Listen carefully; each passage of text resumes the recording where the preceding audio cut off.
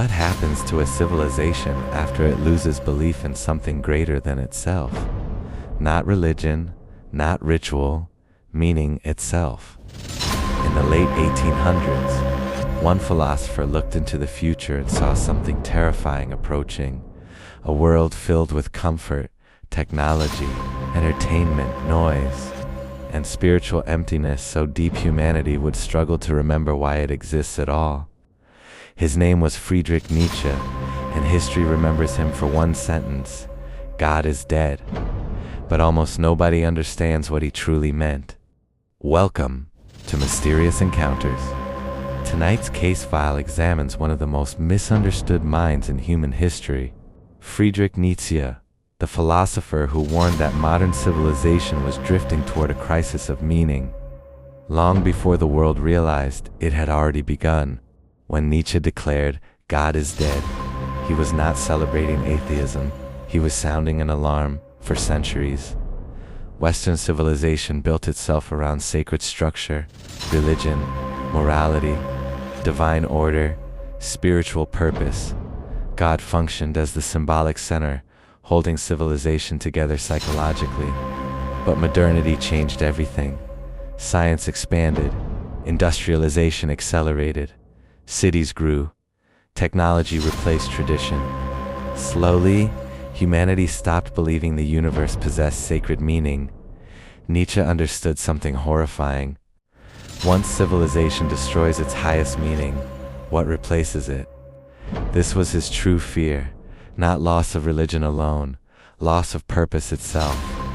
Because human beings can survive suffering, but meaninglessness?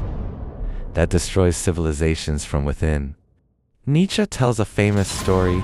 A madman runs into a crowded marketplace carrying a lantern in daylight. He screams, "I seek God!" The crowd laughs. Then the madman says, "God is dead, and we have killed him." But the most important line comes next. What were we doing when we unchained this earth from its sun? That sentence is terrifying. The sun represents orientation, gravity, center. Nietzsche believes civilization had removed its spiritual center without understanding the psychological consequences. Humanity had destroyed the old meaning system before creating another strong enough to replace it. And once meaning collapses, everything becomes unstable. Morality, identity, purpose, truth itself. This is why Nietzsche's work feels prophetic now. He predicted spiritual disorientation. Nietzsche believed humanity was entering an age of nihilism. Nihilism is not merely sadness, it is the belief that nothing possesses inherent meaning. No sacred order, no ultimate purpose, no deeper truth. At first this sounds freeing, but Nietzsche saw the danger immediately. Without higher meaning, humanity becomes vulnerable to distraction, consumption, ideology, addiction, tribalism, endless entertainment. The void must be filled somehow. And modern civilization became extraordinarily efficient at keeping people distracted from existential emptiness, screens, noise, consumption, constant stimulation. Nietzsche feared humanity would not transcend the death of God. He feared humanity would anesthetize itself instead. Nietzsche describes a terrifying future archetype called the last man. The last man avoids suffering, risk, transcendence, struggle, greatness. He seeks only comfort, security, pleasure, distraction. The last man does not dream, he consumes. He does not pursue meaning, he pursues convenience. Nietzsche believed modern civilization was slowly creating this type of human psychologically, a civilization spiritually exhausted, yet materially comfortable. This may be Nietzsche's most chilling prophecy, because the modern world increasingly rewards passivity, algorithmic behavior, endless entertainment, emotional sedation.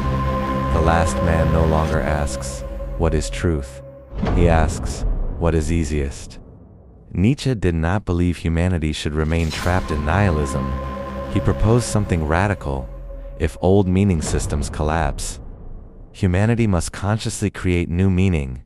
This idea became the concept of the Übermensch, not a dictator, not a master race, a human being capable of creating values instead of blindly inheriting them. The Übermensch confronts existence honestly, without illusion, without denial, without dependence on imposed meaning.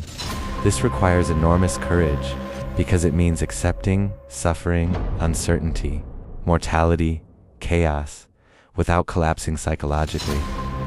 Nietzsche believed very few people could truly endure this confrontation. Most retreat back into distraction. And then Nietzsche collapsed, mentally, emotionally, spiritually. In 1889, he suffered a psychological breakdown after reportedly witnessing a horse being beaten in the street. Some say he threw himself around the animal, sobbing uncontrollably. Afterward, his mind deteriorated permanently. This ending feels symbolic somehow. A man who spent his life staring into the abyss, eventually consumed by it. Nietzsche understood the psychological weight of confronting existence without comforting illusions, and perhaps he carried that burden too long alone. Nietzsche's greatest fear was never simply atheism. It was emptiness, a civilization disconnected from transcendence, trying to replace meaning with consumption, trying to replace spirit with distraction, trying to silence existential terror through endless noise. And perhaps this is why his words still feel unsettling now, because modern civilization increasingly resembles the world he warned about. Materially advanced, spiritually exhausted, hyper-connected, emotionally isolated, endlessly stimulated, quietly lost. Nietzsche did not kill God. He believed civilization already had. He merely described what happens next, and perhaps the most terrifying part of all is that humanity still has not decided what should replace the sacred center it destroyed. So the question remains unresolved. Can a civilization survive after losing belief in meaning itself? Or does the collapse begin long before anyone notices the walls are already falling?